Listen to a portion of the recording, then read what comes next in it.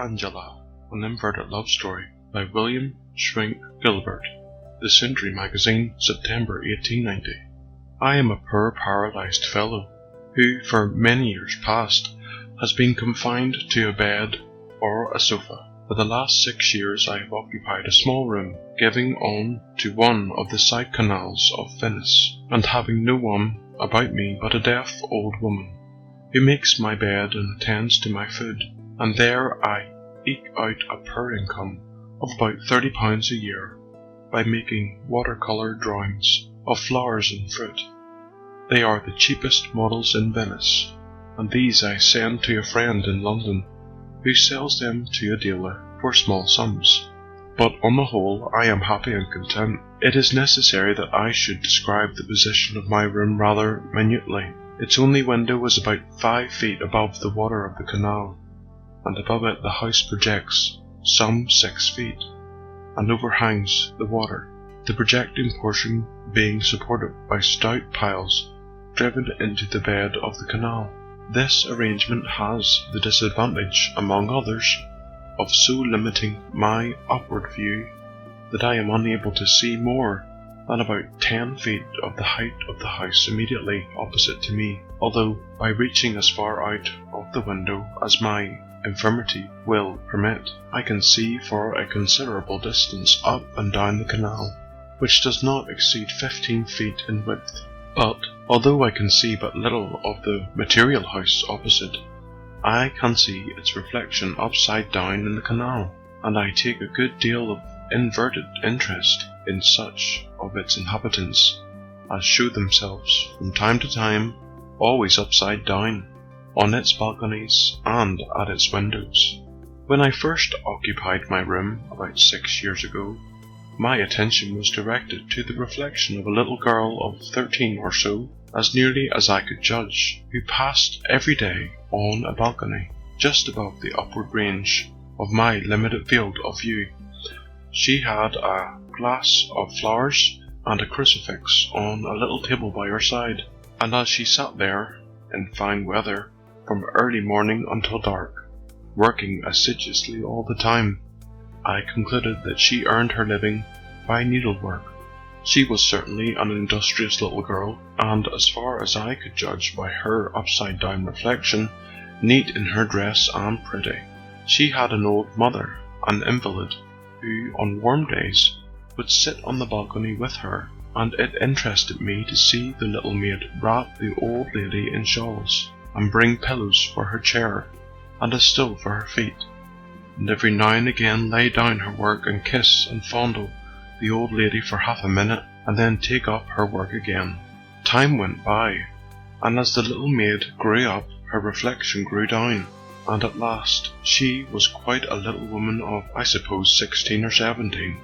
I could only work for a couple of hours or so in the brightest part of the day, so I had plenty of time on my hands in which to watch her movements, and sufficient imagination to weave a little romance about her, and to endow her with a beauty which, to a great extent, I had to take for granted. I saw, or fancied that I could see, that she began to make an interest in my reflection, which of course she could see as I could see hers. And one day, when it appeared to me that she was looking right at it, that is to say, when her reflection appeared to be looking right at me, I tried the desperate experiment of nodding to her, and to my intense delight her reflection nodded in reply, and so our two reflections became known to one another. It did not take me very long to fall in love with her, but a long time passed before I could make up my mind to do more than nod to her every morning, when the old woman moved me from my bed to the sofa at the window, and again in the evening when the little maid left the balcony for that day. One day, however, when I saw her reflection looking at mine, I nodded to her and threw a flower into the canal. She nodded several times in return, and I saw her direct her mother's attention to the incident. Then every morning I threw a flower into the water for good morning, and another in the evening for good night, and I soon discovered that I had not altogether thrown them in vain, for one day she threw a flower to join mine, and she laughed and clapped her hands, when she saw the two flowers join forces and float away together. And then every morning and every evening she threw her flower when I threw mine. And when the two flowers met, she clapped her hands, and so did I. But when they were separated, as they sometimes were, owing to one of them having met an obstruction which did not catch the other, she threw up her hands in a pretty affectation of despair, which I tried to imitate, but in an English and unsuccessful fashion. And when they were rudely run down by a passing gondola, which happened not unfrequently, she pretended to cry, and I did the same. Then, in pretty pantomime, she would point downwards to the sky to tell me that it was destiny that had caused the shipwreck of our flowers, and I, in pantomime not nearly so pretty, would try to convey to her that destiny would be kinder next time, and that perhaps tomorrow our flowers would be more fortunate. And so the innocent courtship went on. One day she showed me her crucifix and kissed it, and thereupon I took a little silver crucifix that always stood by me and kissed that, and so she knew that we were one in religion.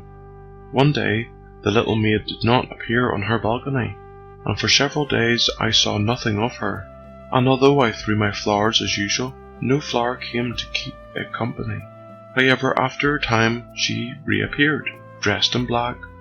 and crying often, and then I knew that the poor child's mother was dead, and, as far as I knew, she was alone in the world. The flowers came no more for many days, nor did she show any sign of recognition, but kept her eyes on her work, except when she placed her handkerchief to them. And opposite to her was the old lady's chair, and I could see that from time to time she would lay down her work and gaze at it, and then a flood of tears would come to her relief. But at last one day she roused herself to nod to me, and then her flower came, day by day, and my flower went forth to join it, and with varying fortunes the two flowers sailed away as of yore. But the darkest day of all to me was when a good-looking young gondolier, standing right end uppermost in his gondola, for I could see him in the flesh, worked his craft alongside the house, and stood talking to her as she sat on the balcony. They seemed to speak as old friends, indeed, as well as I could make out. He held her by the hand during the whole of their interview, which lasted quite half an hour. Eventually he pushed off, and left my heart heavy within me. But I soon took heart of grace, for as soon as he was out of sight, the little maid threw two flowers growing on the same stem, an allegory of which I could make nothing, until it broke upon me that she meant to convey to me that he and she were brother and sister, and that I had no cause to be sad. Thereupon I nodded to her cheerily, and she nodded to me, and laughed aloud, and I laughed in return, and all went on again as before. Then came a dark and dreary time, for it became necessary that I should undergo treatment that confined me absolutely to my bed for many days, and I worried and fretted to think that the little maid and I should see each other no longer, and worse still, that she would think that I had gone away without even hinting to her that I was going. And I lay awake at night wondering how I could let her know the truth. The 50 plans flitted through my brain, all appearing to be feasible enough at night, but absolutely wild and impracticable in the morning.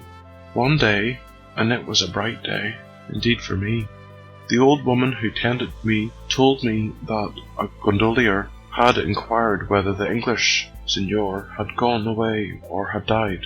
and so I learned that the little maid had been anxious about me, and that she had sent her brother to inquire, and the brother had no doubt taken to her the reason of my protracted absence from the window. From that day, and ever after during my 3 weeks of bed-keeping, a flower was found every morning on the ledge of my window, which was within easy reach of anyone in a boat. And when at last a day came when I could be moved, I took my accustomed place on my sofa at the window, and the little maid saw me, and stood on her head, so to speak, and clapped her hands upside down with a delight that was as eloquent as my right end up the light could be. and so the first time the gondolier passed my window, I beckoned to him, and he pushed alongside, and told me with many bright smiles that he was glad indeed to see me well again. And I thanked him and the sister for their many kind thoughts about me during my retreat, and I then learnt from him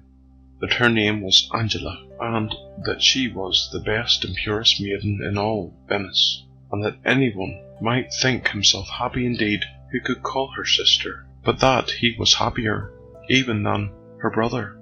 for he was to be married to her, and indeed they were to be married the next day. Thereupon my heart seemed to swell to bursting, and the blood rushed through my veins, so that I could hear it, and nothing else for a while. I managed at last to stammer forth some words of awkward congratulation, and he left me, singing merrily, after asking permission to bring his bride to see me at the morrow as they returned from church. For, said he, my Angela has known you very long, ever since she was a child, and she has often spoken to me of the poor Englishman who was a good Catholic, and who lay all day long for years and years on a sofa at a window. And she had said over and over again how dearly she wished she could speak to him and comfort him. And one day, when you threw a flower into the canal, she asked me whether she might throw another, and I told her yes, for he would understand that it meant sympathy for one sorely afflicted. And so I learned that it was pity, and not love, except indeed such love as is akin to pity, that prompted her to interest herself in my welfare. And there was an end of it all, for the two flowers that I thought were on one stem were two flowers tied together, but I could not tell that, and they were meant to indicate that she and the gondolier were affianced lovers, and my expressed pleasure at this symbol delighted her, for she took it to mean that I rejoiced in her happiness. And the next day the gondolier came with a train of other gondoliers, all decked in their holiday garb, and on his gondola sat Angela, happy and blushing at her happiness. Then he and she entered the house in which I dwelt, and came into my room, and it was strange indeed, after so many years of inversion, to see her with her head above her feet. And then she wished me happiness and a speedy restoration to good health, which could never be. And I, in broken words and with tears in my eyes, gave her the little silver crucifix that had stood by my bed or my table for so many years. And Angela took it fervently, and crossed herself and kissed it, and so departed with her delighted husband. And as I heard the song of the gondoliers as they went their way, the song dying away in the distance as the shadows of the sundown closed around me, I felt that they were singing the requiem of the only love that had ever entered my heart. End of Angela, an inverted love story by William Swink Gilbert.